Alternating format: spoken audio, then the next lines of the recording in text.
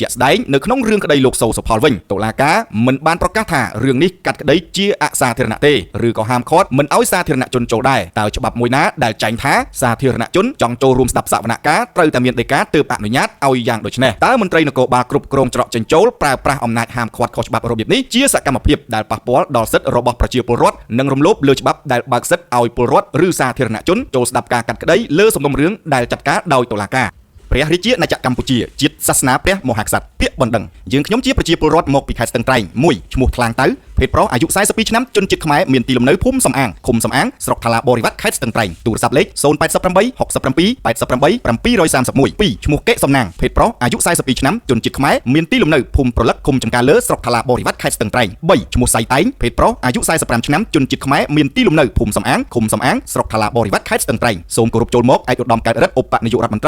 ្រីក្រសួងយុតិធម៌និងជាប្រធានគណៈបញ្ជាការដឹកនាំយុទ្ធនាការដោះស្រាយភាពមិនប្រក្រតីនៅតាមតុលាការកម្មវត្ថុស្នើសុំក្រសួងយុតិធម៌ត្រួតពិនិត្យភាពមិនប្រក្រតីលើសាលាឧទ្ធរខេត្តត្បូងឃ្មុំករណីលោកហៀងដារាវុធនគរបាលច្រកចេញចូលសាលាឧទ្ធរខេត្តត្បូងឃ្មុំហាមឃាត់ប្រជាពលរដ្ឋចូលស្ដាប់សវនកម្មសាធារណៈយោងសំណុំរឿងព្រហ្មទណ្ឌលេខ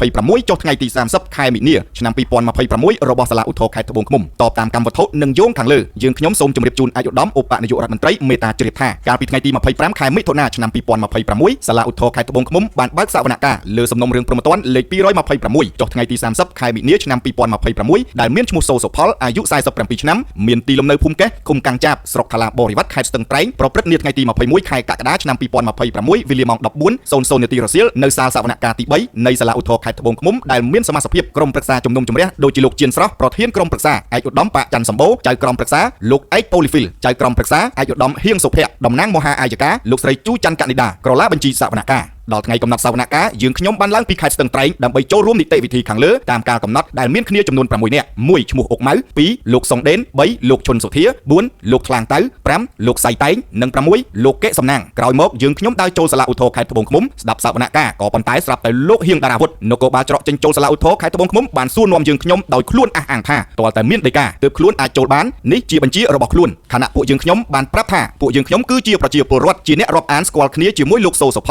លអីចឹងឮថាគាត់មានរឿងគេប្តឹងចោទប្រកាន់មកសាលាឧទ្ធរត្បូងឃ្មុំក៏មកចូលរួមស្ដាប់សវនកម្មចង់ដឹងថាតើរឿងនេះគេចោទប្រកាន់និងកាត់ទោសលោកសូសុផលយ៉ាងដូចម្ដេចដូច្នេះខ្ញុំមិនមានដីកាកោះហៅទេព្រោះយើងខ្ញុំជាប្រជាពលរដ្ឋមិនមានការពាក់ព័ន្ធនឹងរឿងក្តីនេះឡើយអ្វីដែលជាការឆ្លើយតបពីខាងលោកហៀងដារាវុធនគរបាលច្រកចេញចូលសាលាឧទ្ធរខេត្តត្បូងឃ្មុំបានប្រាប់វិញថាអីចឹងមិនបាច់ចូលទេគ្មានដីកាពេលគេកាត់ក្តីចប់ចាំសួរសម័យខ្លួនឬមេធាវីរបស់ជនជាប់ចោទទៅគង់តែដឹងដូចគ្នាទេត្បិតនៅពេលនោះពួកខ្ញុំមិនបានចូលស្ដាប់សវនកម្មនាថ្ងៃនោះឡើយឯកឧត្តមឧបនាយករដ្ឋមន្ត្រីជាទីគោរពសកម្មភាពនៃការហាមឃាត់មិនឲ្យប្រជាពលរដ្ឋចូលស្ដាប់សវនកម្មយ៉ាងដូចនេះជាការខុសឆ្គងយ៉ាងធ្ងន់ធ្ងរពីព្រោះតាមរដ្ឋធម្មនុញ្ញនិងច្បាប់តុលាការជាស្ថាប័នដែលមានតួនាទីកាត់ក្តីរកយុត្តិធម៌រកការពិតត្បិតថាការកាត់ក្តីត្រូវធ្វើឡើងនៅសាធារណៈលើកលែងតែរឿងក្តីដែលច្បាប់ហាមឃាត់មានន័យថាប្រជាពលរដ្ឋអាចចូលស្ដាប់សវនកម្មបានដោយសេរីលើកលែងតែខុសនឹងបទបញ្ជាផ្ទៃក្នុងសវនកម្មទេដែលប្រឈមនឹងការដេញចេញពីសវនកម្មឬហាមឃាត់មិនឲ្យចូលជាក់ស្ដែងនៅក្នុងរឿងក្តីលោកសូសុផលវិញតុលាការមិនបានប្រកាសថារឿងនេះកាត់ក្តីជាអសាធារណៈទេឬក៏ហាមឃាត់មិនឲ្យសាធារណជនចូលដែរតើច្បាប់មួយណាដែលចែងថាសាធារណជនចង់ចូលរួមស្ដាប់សវនកម្មត្រូវតែមានដីកាទើបអនុញ្ញាតឲ្យយ៉ាងដូចនេះតើមន្ត្រីនគរបាលគ្រប់គ្រងច្រកចេញចូលប្រើប្រាស់អំណាចហាមឃាត់ខុសច្បាប់របៀបនេះជាសកម្មភាពដែលប៉ះពាល់ដល់សិទ្ធិរបស់ប្រជាពលរដ្ឋនិងរំលោភលើច្បាប់ដែលបើកសិទ្ធិឲ្យពលរដ្ឋឬសាធារណជនចូលស្ដាប់ការកាត់ក្តីលើសំណុំរឿងដែលចាត់ការដោយតុលាការសកម្មភាពរបស់លោកហៀងដារាវុធបានធ្វើឲ្យយើងខ្ញុំខាតបង់ពេលវេលានិងថ្លៃសហុយធ្វើដំណើរជាច្រើនដោយសារការអនុវត្តអំណាចហាមឃាត់ដោយបំពានច្បាប់ដោយរៀបរាប់ខាងលើសំណុំពរ1ស្នើសុំឯកឧត្តមឧបនាយករដ្ឋមន្ត្រីពិនិត្យនិងធ្វើអធិការកិច្ចលើសាលាឧទ្ធរពាក់ព័ន្ធនឹងការអនុវត្តខុសច្បាប់របស់លោកហៀងដារាវុធតាមនីតិវិធីច្បាប់ជាធរមាន